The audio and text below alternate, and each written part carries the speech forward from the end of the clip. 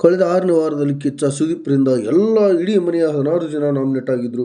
ಅದರಲ್ಲಿ 6 ಜನ ಇಮ್ಯುನಿಟಿಯನ್ನು ಪಡ್ಕೊಂಡು ಫ್ಯಾಮಿಲಿ ಸಪೋರ್ಟನ್ನು ತಗೊಂಡು ಸೇವ್ ಆಗ್ತಾರೆ ನಾಮಿನೇಷನ್ ಪ್ರಕ್ರಿಯೆಯಿಂದ. ಅದರಲ್ಲಿ ಅಭಿಷೇಕ್, ಮಾಳು, ರಿಷಿಗೌಡ, ರಘು, ಜಾನ್ವಿ ಹಾಗೂ ಕಾವ್ಯ ಅವರು ಇರ್ತಾರೆ. ನಂತರ ಕಿಚ್ಚನ ಪಂಚಾಯಿತಿಯಲ್ಲಿ 4 ಜನ ಸೇವ್ ಆಗ್ತಾರೆ ಶನಿವಾರ: ಧನುಷ್, ರಕ್ಷಿತಾ, ಗಿಲ್ಲಿ ಹಾಗೂ ಅಶ್ವಿನಿ ಗೌಡರವರು. ತದನಂತರದಲ್ಲಿ ಉಳಿಯುವಂಥದ್ದು 6 ಜನ: ಧ್ರುವಂತ್, ಚಂದ್ರಪ್ರಭಾ, ಸ್ಪಂದನ, ಸುಧೀರ್, ಸೂರಜ್ ಹಾಗೂ ರಾಶಿಕಾ ಶೆಟ್ಟಿ ಅವರು. ಸಂಡೇ ಎಪಿಸೋಡ್ನಲ್ಲಿ ಸ್ಪಂದನ, ಧ್ರುವಂತ್, ರಾಶಿಕಾ ಶೆಟ್ಟಿ, ಸೂರಜ್ ಹಾಗೂ ಸುಧೀರ್ ಅವರು ಸೇವ್ ಆಗ್ತಾರೆ ಹಾಗೂ ಚಂದ್ರಪ್ರಭಾರವರು ಡೈರೆಕ್ಟ್ ಆಗಿ ಎವಿಕ್ಟ್ ಆಗಿ ಮನೆಗೆ ಹೋಗ್ಬಿಡ್ತಾರೆ. ಸೂರಜ್, ಸುಧೀರ್ ಹಾಗೂ ಚಂದ್ರಪ್ರಭಾ ಅವರು 1% ಕೊನೆಯ 3 ಸ್ಥಾನಗಳಲ್ಲಿದ್ದರು. ಅದರಲ್ಲಿ ನಿರೀಕ್ಷೆಯಂತೆ ಚಂದ್ರಪ್ರಭಾರವರು ಮನೆಗೆ ಹೋಗ್ಬಿಟ್ಟಿದ್ದಾರೆ. ಸುಧೀರ್ ಅವರು ತನ್ನ ವಿಶೇಷ ಅಧಿಕಾರವನ್ನು ತೆಗೆದುಕೊಂಡು ನಾಮಿನೇಷನ್ ಪ್ರಕ್ರಿಯೆಯಿಂದ ಬಚಾವಾಗ್ತಾರೆ. ಆ ಒಂದು ಅವಕಾಶವನ್ನು ಪಡೆಯದೇ ಇದ್ದರೂ ಕೂಡ ಸುಧೀರ್ ಅವರು ಸೇಫ್ ಆಗ್ತಿದ್ರು ಅಂತಲೇ ಹೇಳ್ಬೋದು.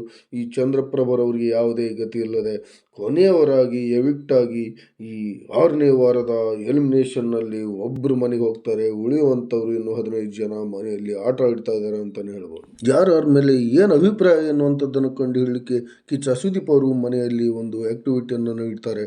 ಅದರಲ್ಲಿ ಗುಂಪಲ್ಲು ಗೋವಿಂದ, ಕುತಂತ್ರ, ದಂಡಪಿಂಡ, ಅರ್ಥಹೀನ, ಅತಿರೇಕ ಅನ್ನುವಂಥ ಹಲವಾರು ವಿಷಯಗಳ ಬೋರ್ಡ್ಗಳು ಇರುತ್ತೆ. ಯಾರ್ಯಾರಿಗೆ ಸೂಟ್ ಆಗುತ್ತೆ ಅದನ್ನು ಅವರು ಹೆಗಲಿಗೆ ಹಾಕಬೇಕು, ಅವ್ರ ಕೊರಳಿಗೆ ಅನ್ನುವಂಥದ್ದು. ಅದರಲ್ಲಿ ಸುಧೀರ್ ಅವರು 3 ಅಂಕಗಳನ್ನು ಪಡಿತಾರೆ. ಅದರಲ್ಲಿ ಗುಂಪಲ್ಲಿ ಗೋವಿಂದ, ಕುತಂತ್ರಿ, ದಂಡ ಪಿಂಡ ಅನ್ನುವಂಥ 3 ಪಾಯಿಂಟನ್ನು ಪಡೆದರೆ, ಈ ಅಶ್ವಿನಿ ಇವರು ಧ್ರುವಂತ್ ಅವರು ಕೂಡ ನಕಲಿ, ಅರ್ಥಹೀನ, ಕುತಂತ್ರಿ ಅನ್ನುವಂಥ 3 ಪಾಯಿಂಟ್ಗಳನ್ನು ಪಡಿತಾರೆ.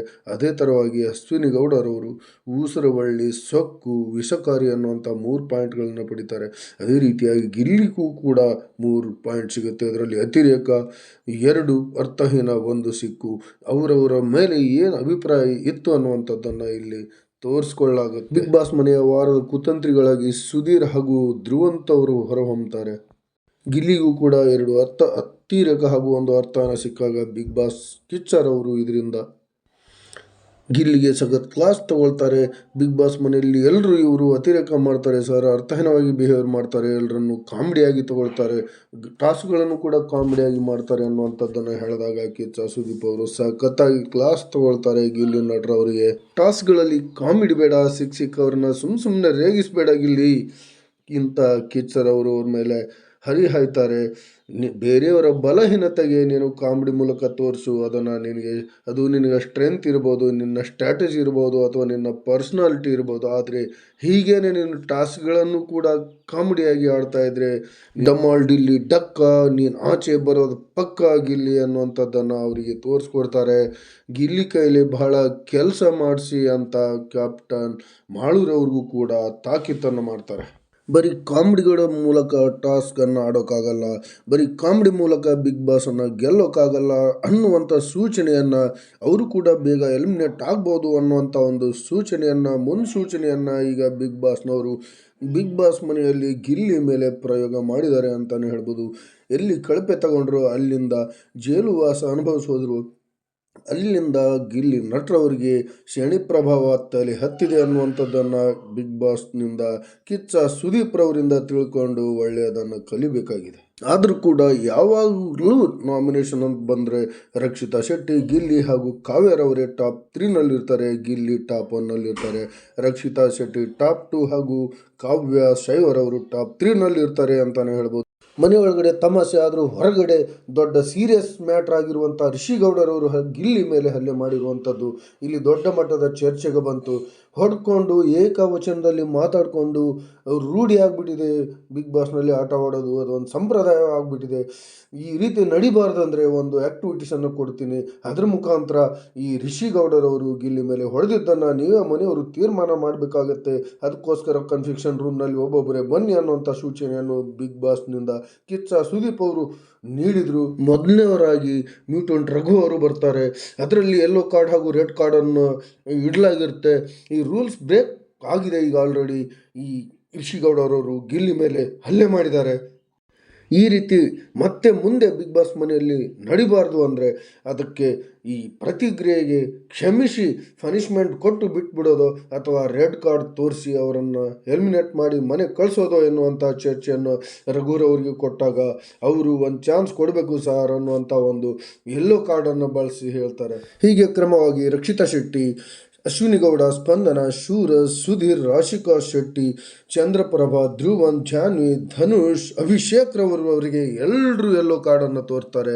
ಕ್ಯಾಪ್ಟನ್ ಮಾಳು ಮಾತ್ರ ಇಲ್ಲ ಸರ್, ಇಲ್ಲಿ ರೂಲ್ಸ್ ಬ್ರೇಕ್ ಆಗಿದೆ, ಇನ್ನೊಬ್ಬರು ಈ ಥರ ಮುಂದೆ ಬಂದ್ ಮಾಡ್ತಾರೆ, ಅದಕ್ಕೋಸ್ಕರ ಇವರಿಗೆ ರೆಡ್ ಕಾರ್ಡನ್ನು ತೋರಿಸಿ ಎಲಿಮಿನೇಟ್ ಮಾಡಿ ಕಳಿಸ್ಬೇಕು, ಇಲ್ಲಾಂದರೆ ಇನ್ನೊಬ್ಬರ ಮೇಲೆ ಹಲ್ಲೆ ಮಾಡೋ ಪ್ರಕ್ರಿಯೆ ನಡೆಯುತ್ತೆ, ಇದು ನಿಲ್ಬೇಕಂದ್ರೆ ಅವ್ರನ್ನ ಎಲಿಮಿನೇಟ್ ಮಾಡಬೇಕು ಅನ್ನುವಂಥ ಒಂದು ಅಭಿಪ್ರಾಯವನ್ನು ವ್ಯಕ್ತಪಡಿಸ್ತಾರೆ. ಕೊನೆಯಲ್ಲಿ ಗಿಲ್ಲಿ ಅವ್ರನ್ನ ಕನ್ಫೆಕ್ಷನ್ ರೂಮ್ನಲ್ಲಿ ಕರ್ತಾರೆ ಬಿಗ್ ಬಾಸ್ನವರು. ಆಗ ಗಿಲ್ಲಿ ಕೂಡ ಇದೊಂದು ಸಾರಿ ಕ್ಷಮಿಸ್ಬಿಡೋಣ ಸರ್ ಅಂತ ಹೇಳಿ yellow card ತೋರ್ತಾರೆ.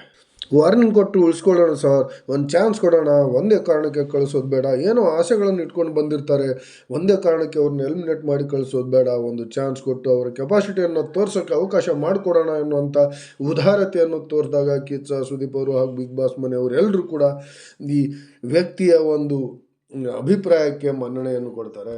Big boss season 11ರಲ್ಲೂ ಈ ರೀತಿಯಾಗಿತ್ತು. ಭವ್ಯ ಗೌಡರವರು ಹನುಮಂತು ಲಮಾಣಿ ಮೇಲೆ ಒಂದು ಟಾಸ್ಕ್ನಲ್ಲಿ ಹಲ್ಲೆ ಮಾಡಿ ಕೈ ಮಾಡಿದ್ರು. ಆಗ ಈ ಕ್ರಿಯೆಯನ್ನು ಆವಾಗ ನಡೆಸಿರಲಿಲ್ಲ, ಆವಾಗ ಈ ರೆಡ್ ಅಥವಾ ಯೆಲ್ಲೋ ಕಾರ್ಡನ್ನು ಬಳಸಿರಲಿಲ್ಲ.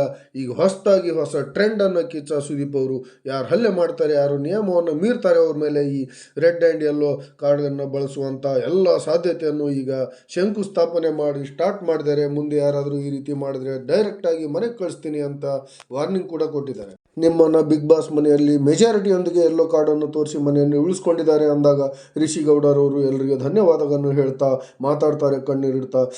ಗಿಲ್ಲಿ ನಟ ನನಗೆ ಕ್ಲೋಸ್ ಇದ್ದ, ಫ್ರೆಂಡ್ ಥರ ಇದ್ದ, ಆವಾಗ ತಮಾಷೆ ಮಾಡ್ತಿದ್ದ, ಹಾಗಾಗಿ ನಾನು ಕೂಡ ತಮಾಷೆಗೆ ಹಾಗೆ ಮಾಡಿದೆ, ಅಕಸ್ಮಾತ್ತಾಗಿ ಇದು ಆಗೋಯ್ತು, ಅದಕ್ಕೆ ಕ್ಷಮೆ ಇರಲಿ ಅಂತೇಳಿ ಆಗಲೂ ಕ್ಷಮೆ ಕೇಳಿದ್ದೀನಿ, ಈಗಲೂ ಕ್ಷಮೆ ಕೇಳ್ತೀನಿ ಸರ್ ಅನ್ನುವಂಥದ್ದನ್ನು ಬಹಿರಂಗವಾಗಿ ಮತ್ತೊಮ್ಮೆ ಕ್ಷಮೆ ಕೇಳ್ತಾರೆ.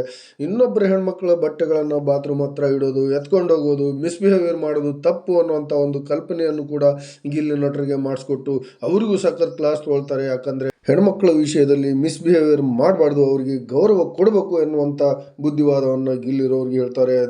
ಅದೇ ರೀತಿಯಾಗಿ ಗಿಲ್ಲಿ ಜೊತೆ ಇದ್ದಂಥ ಕಾವ್ಯರವರು, ನೀನಾದರೂ ಇದನ್ನು ತಡಿಬಹುದಾಗಿತ್ತು, ನಿನ್ನ ಕೈಯಲ್ಲಿರುವಂಥ ನೀನು ರಿಮೋಟ್ ಹೌದು ಗಿಲ್ಲಿ ನಟರಾಜರಿಗೆ, ನೀನಾದರೂ ಆ ಸಮಯದಲ್ಲಿ ಬಟ್ಟೆಯನ್ನು ಮತ್ತೆ ವಾಪಸ್ ಎತ್ಕೊಂಡೋಗಿ ರಿಷಾ ಗೌಡರವರ ಮನೆಯಲ್ಲಿ ಇಡಬೇಕಾಗಿತ್ತು, ಆದರೆ ನೀನು ಅದನ್ನು ಮಾಡಿಲ್ಲ. ನೀನು ಒಬ್ಬ ಹೆಣ್ಣಾಗಿ ಒಬ್ಬ ಹೆಣ್ಣಿಗೆ ಅವಮಾನ ಆಗ್ತಿರೋದನ್ನು ನೀನು ಕೂಡ ಪಕ್ಕದಲ್ಲಿದ್ದು ಸುಮ್ಮನೆ ಇದ್ದೆ, ಗಿಲ್ಲಿಯನ್ನು ಆ ಟೈಮ್ನಲ್ಲಿ ತಡಿಬಹುದಾಗಿತ್ತು ಎನ್ನುವಂಥ ಕ್ಲಾಸನ್ನು ಕಾವ್ಯ ಮೇಲೂ ಕೂಡ ಮಾಡ್ತಾರೆ. ರೆಡ್ ಕಾರ್ಡ್ನಿಂದ ನೀನು ಉಳ್ಕೊಂಡಿದ್ದು ನಿನ್ನ ಅದೃಷ್ಟ ಅಂತಲೇ ಹೇಳ್ತಾ, ನಿನಗೆ ಈ ಕಳಪೆ ತಗೊಳ್ಳದೆ ಇದ್ದರೂ ಕೂಡ ನಿನಗೆ ಜೈಲಿಗೆ ಸೇರಿಸ್ತಾ ಇದ್ದೀನಿ, ಹಾಗಾಗಿ ಅದರ ಜೊತೆಯಲ್ಲಿ ನೀನು ಈ ವಾರದ ನಾಮಿನೇಟ್ ಕೂಡ ಆಗಿರ್ತೀಯ ಮುಂದಿನ ವಾರದಲ್ಲಿ ನೇರವಾಗಿ ನನ್ನ ಕಡೆಯಿಂದ ಎನ್ನುವಂಥ ಒಂದು